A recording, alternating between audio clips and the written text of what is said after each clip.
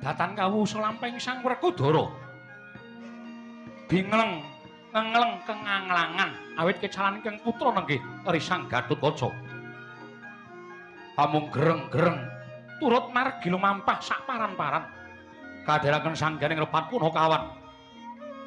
Saya tebih lampahing saking Tegalku Kasitra pauta.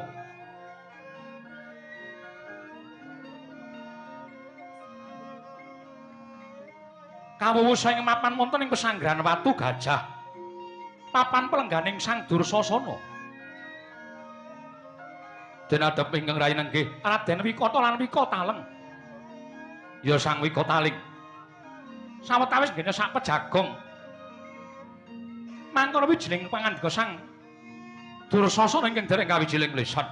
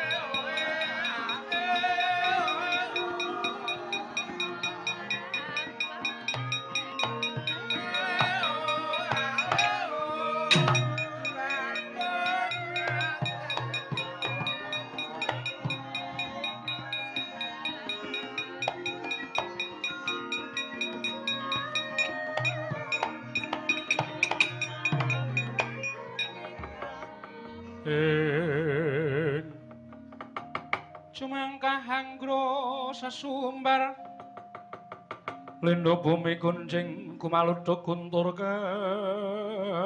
katur lumembak penyu kang kumambang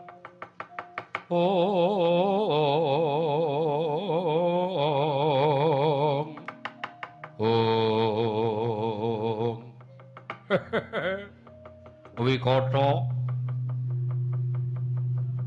kula wonten mengeti ngadhau menapa Kakang Mas Wikataling kula wonten dawuh.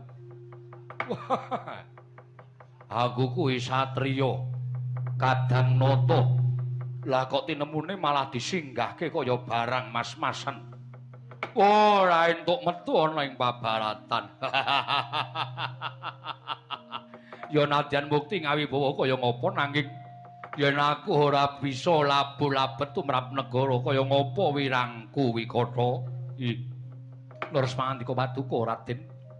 Menawi saking panginten kula dinten mangke lajeng keparengipun nanging kula trima dhateng wekas tuwin pangandikanipun Kanjeng Koko Prabu Duryudana bilih Paduka mboten kenging medal saking sanggraning Watu Gajah.